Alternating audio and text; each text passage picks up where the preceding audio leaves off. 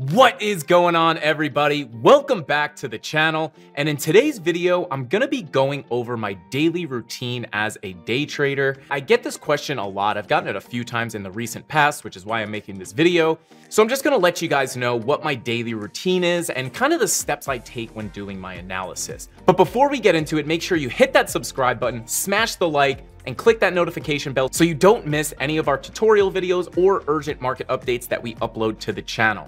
So when it comes to my daily routine, it might go a little differently than you think, right? Now, when I first wake up in the morning, you're probably thinking, this guy, day trader, probably rolls out of bed, half asleep, reaches for his phone, checks the prices, right? But I actually don't do that.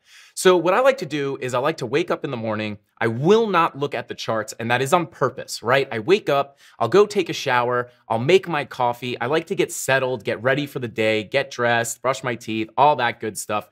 And then I will sit down at my desk, and that is when I will start looking at the markets or news. And we're gonna go into that in just a minute. But I do find it important that, I don't look at the charts as soon as I wake up, right? Now, this might vary. I typically don't sleep while I'm in trades. I scalp a lot, so I'm not in trades for a very long time. But if I'm in a dicey trade or something, maybe I break that rule once in a while. But for the most part, I don't like to look at the charts right when I wake up, because if you wake up and you're not seeing what you want, you don't want to start your day off on the wrong foot, right? So I like to wake up, get ready, take a shower, drink a cup of coffee, get ready, and then I'll sit down and start looking at prices. Now, let's jump into the computer, and I'm going to show you guys some of the tools that I use and some of the websites that I look at while I'm getting ready to trade. Let's get into it. So as you can see here, guys, the first thing I want to show you is CoinMarketCap, right? I'm sure a lot of you guys are very familiar with this website. It's one of the most popular websites in crypto. You could use CoinMarketCap or CoinGecko, is basically the same thing. Typically what I'll do after I go through, after I wake up, drink my coffee, all that good stuff, I'll sit down and I'll take a look at CoinMarketCap. And as you can see, by default, it will show up with Bitcoin at the top, right? And then this will list all the coins by market cap, by the size of their market cap, right? So obviously Bitcoin at the top. And I just like to check out the price of Bitcoin, right? Because a lot of the market will follow Bitcoin. So I like to check it out and see kind of what Bitcoin's doing. And as you can see, we've been having a couple of red days in the recent past. So we're down 15% on the week. But you can see here, you get the coin, right? It shows you the price, the 24-hour percentage change, the 7-day percentage change. And basically what I will do here, there's two things you can do. It depends on what I'm looking to do. You can use this to find good entries for long-term bags, right? Or you can find good coins that might make for good long positions or short positions with leverage. So for this first example, I'm gonna show you what I would do if I was looking to leverage trade. So what I would do is I would come here, right? And I would click this button right here, this little 24-hour percentage button. And what this does is list the coins from highest gainers to lowest gainers, right? And the reason I do this is because if you find the higher gainers, things that might have pumped in the recent past, right? You can see here GMT is up 11% on the week. Now, this might be a good time to start looking for shorts. So, there's a little more that goes into it. If something's just pumping, you don't just automatically short it. But, what you would want to do is find coins that have been pumping in the recent past and then do some further analysis to see if it's approaching major resistance or it looks like technically there might be a pullback in store. But biggest gainers are good coins to look at for possible short entries, right? There's some criteria that needs to be met here. Obviously, if you're going to be trading with leverage, the coin that you're looking at would have to be available on one of the leverage exchanges that I use. In my case, I use Bybit and Phemex, mostly Phemex. And if you do want to sign up and start longing and shorting the market with leverage, you could use my Phemex referral link in the description down below. You will get a deposit bonus. So you get a little bit of extra money. It helps the channel out a little bit. So it's a win-win situation. So you do need to make sure it is on those exchanges so you can trade them with leverage or short them, right? So that would have to be that there is some criteria that needs to be met. But, say you don't see any of these coins that are available on Phemex to trade with leverage, what you can do, is you could click this button again, which will now show you the biggest losers, right? So same exact thing, but just the opposite way. You'll show the biggest loser at the top, and then it gets, smaller losers to the bottom as you scroll down. So if I do see a coin that's available on Femex and I see something that is down 32% on the week, it might be likely that this thing is probably going to find a bottom at some point, but I would take that coin and then go over to TradingView, do some actual analysis on it to see if we are coming up to any major support, right? So if we're down 32%, but approaching a really, really strong daily support level, for example, or a major fib level, I might be looking for some long trades. So another way that you can use CoinMarketCap if you're just day trading or just looking to accumulate your long bags, this is kind of self-explanatory. But if you wanted to look for good buys for your long-term bags, obviously you could just do what we just did. If you pull up the biggest losers, right? If you were interested in putting some money into Moonbeam, you can see it's down 32%, right? And then again, you could go on over to TradingView and see if you have any major support levels that you're approaching. And if you are coming up to a major fib level or coming up to a major support level that you would be expecting to hold, you can see that, it's already taken a 32% loss on the week. We're getting crushed. We're coming up to major support. I think it's going to hold. Maybe, you're getting it basically at a 32% discount. So you can see here that maybe Moonbeam is a good buy, right? Now, obviously, like I said, you do want to do some other analysis, but at the end of the day, when you're looking through these biggest losers, right, we had Thorchain was on an absolute tear in the recent past, right? Obviously, it's going to have some sort of a pullback. We're down 30% right now, so you're getting 30% off of your Thorchain.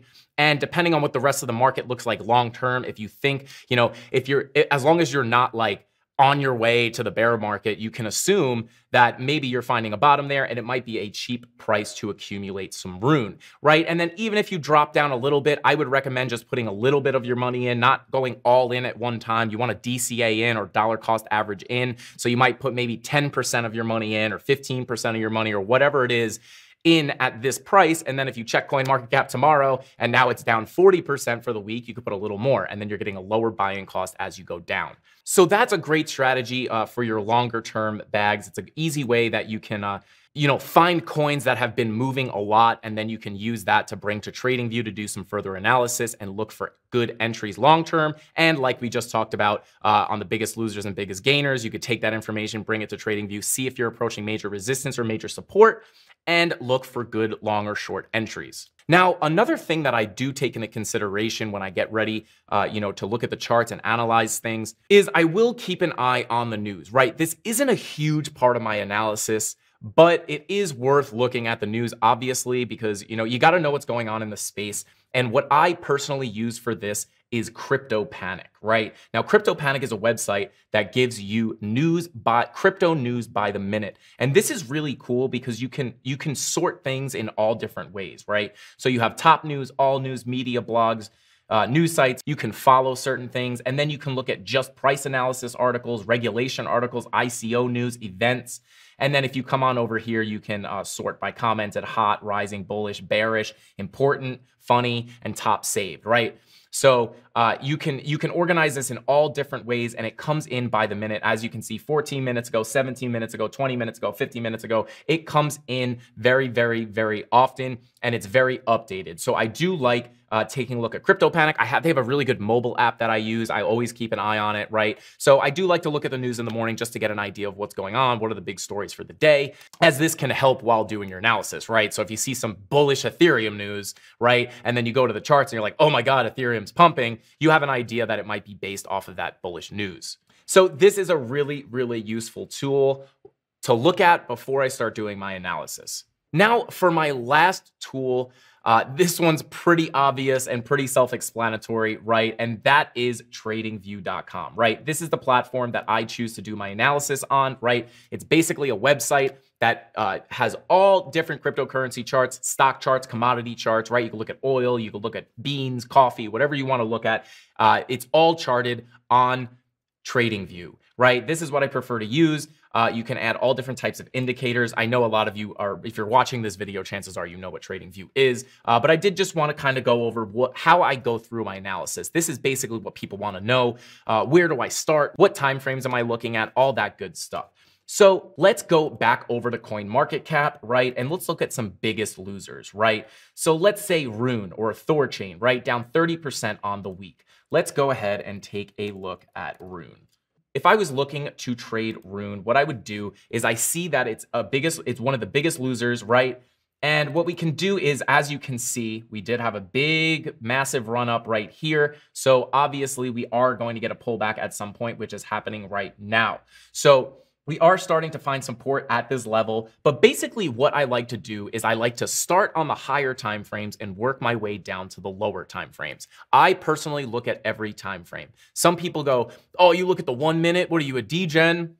Hey, listen, maybe I'm a little bit of a degen, but I'm a believer that there is good information on every single time frame. And the higher time frames have certain information that you need to take into account for the lower time frames, right? So let's just run through this real quick. This is basically what I would do. Typically, I will start on the week. Sometimes I'll go to the monthly, the 3-week, the 2-week, depending on the coin, right? But typically, I will start on the weekly for most coins, or just at least at the higher time frames. Now, as you can see on Rune USD on the weekly, I will take a look at Market Cipher B. This is the indicator that I prefer to use. It's basically a bunch of different indicators all smashed into one, beautifully displayed in this indicator down here with the blue waves and the green waves and the yellow waves. It looks confusing, but we do have a Market Cipher B tutorial if you want to learn about Market Cipher. It's one of the most powerful indicators I've ever used, probably the most powerful indicator I've ever used. So if you're interested in learning about that, definitely go check out our Market Cipher tutorials. But I will pull up Market Cipher B, right? I like to look at the money flow, the VWAP, the momentum waves. So here on the weekly, I'm seeing that the VWAP is coming down. So I would expect that we might have some more downside, right? On the longer time frames, things are typically stronger. The indications are typically stronger on the longer time frames. So when you have this VWAP crossing over the zero line to the downside, on the weekly, you can expect that to bring price down a lot more than if you were to see the VWAP, say, on the 5-minute crossing over that zero line. Because on the 5-minute, the VWAP crosses above and below the zero line a million times a day, and the weekly takes much longer to get those crossovers. So this would be something I'm taking into account, right? VWAP looking like it wants to cross below that zero line. So I'm thinking the weekly's not looking the best, right? And you have this momentum wave starting to round off, indicating that you might be coming down. So then I'll go through these higher daily time frames, look at the money flow. So you have the money flow coming up for the most part on the 5-day, but you do have a red dot and the momentum wave coming down. So still not looking the best. Let's jump to the 2-day, right? So you came into the green with the money flow on the 2-day, but the money flow is coming back out. So right now I'm starting to think maybe you do have some downside still to come in the near future. Then I come over to the daily, right? Daily's in the green. Money was coming out aggressively, starting to flatten out here. VWAP below the zero line, so kind of mixed signals there. And then, I kind of just work my way down. We're not here to do real analysis on Rune right now, but I just work my way down. So if I see that the weekly is really, really bearish, I might not be looking for longs, right? On the lower time frames. Granted, depending on how low you can go, you could find scalp longs everywhere. Even in a downtrend. I don't recommend trading like that, but you have to remember the trend is your friend. So if you look at the daily, right, and if you don't have Market Cipher, clear downtrend on the daily, and that's very, very clear. If you just draw a trend line, I mean, we're going straight down. So might not be looking for longs here yet, unless you're coming up to major support, which we are coming up to a decent support level right here. So then I would start looking for bullish divergences as we're approaching support for a possible long entry. But typically when you see that you're in a downtrend on the longer time frames, you might want to stay away from the longs. So now, you can work your way down the time frames, right? And like I said, we are coming up to support. Does look like you're not quite a bullish divergence here. But because we're coming up to support, and we're already down 30% on the week, I would expect to be finding at least somewhat of a bottom, or I would expect to get at least some sort of a bounce pretty soon, right? Because we've already been crushed 30% and we're coming up to support. So I would be looking for bullish divergences for some scalp long trades. And based off of the current market environment right now, at the time of this recording, I do think we have a little more downside for Bitcoin. So I wouldn't really be entering any longs on this, but I'm just using it as an example. You could keep coming down here, and now you want to check the lower time frames for things like bullish divergences or bearish divergences if you're looking to short. But you know, this would be something, because we're crushed 30%. We know that because we saw it on CoinMarketCap in the beginning of our trading day. And I would be waiting to come to support, which we are. So if we come down a little bit lower here, if this price were to come down a little bit lower here, and this momentum wave were to start coming down and rounding off like this, and you can draw this upward trending line like that, and price is coming down, that's a bullish divergence. It might be a good time to get into a long position. Like I said, I would be very careful in this current environment, but I'm just using this as an example.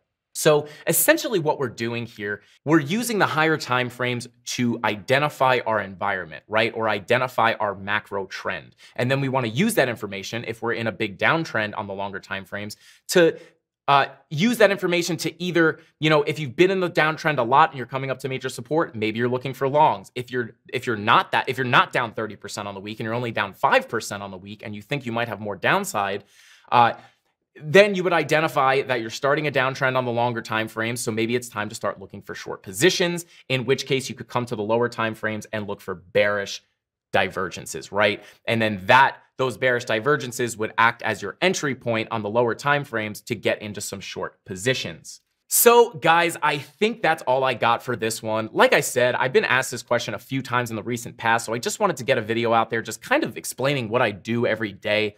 And how I typically go through my analysis and the different things that go into it. So just a quick recap. I use CoinMarketCap to find biggest gainers, biggest losers, depending on if I'm longing or shorting. And you can use the biggest losers to find possible good entry points for your long-term bags as well. But as far as day trading and leverage trading goes, I'll look at the biggest gainers, I'll look at the biggest losers, find out which ones are available on Femex or Bybit. Then I will just take a look at the news. Sometimes I'll look at the news first. Those are kind of interchangeable. But then I'll look at the news, see if there's any crazy news going on, just kind of stay updated on things. Then I'll go to TradingView, grab my biggest losers and biggest gainers that are available on Femex, start looking on TradingView to see if we're approaching any major support or resistance, and then find my entries from there. And then on TradingView, just kind of how I do my analysis is I start on the higher time frames and I work my way down to the lower time frames, right? So I go to the higher time frames to identify my environment or identify the macro trend, because the trend is your friend and you always want to remember that. You don't want to fight the long-term trends. So if we're in a big downtrend on the daily, you're going to mostly want to be looking for shorts unless you're coming up to major support and you're already down a lot. Then you could be looking for major support for bounces. You could look for bullish divergences for bounces, right? You know, if a good coin is down 30% just because it ripped a lot, you know, a 20-30% pullback can be a good point to start looking for longs with the confirmation of bullish divergences and you know, other confirmations if you can find them. And then if you're in a big uptrend on the longer time frames, that you might just want to stick to longs. So I hope that helps you out. If you guys have any questions about my analysis or my daily routine, definitely leave them down in the comments below and I will do my best to answer them. I try to answer every single comment. With all that being said, I think that's all I got for this video. I'll see you in the next one. Frankie Candles out.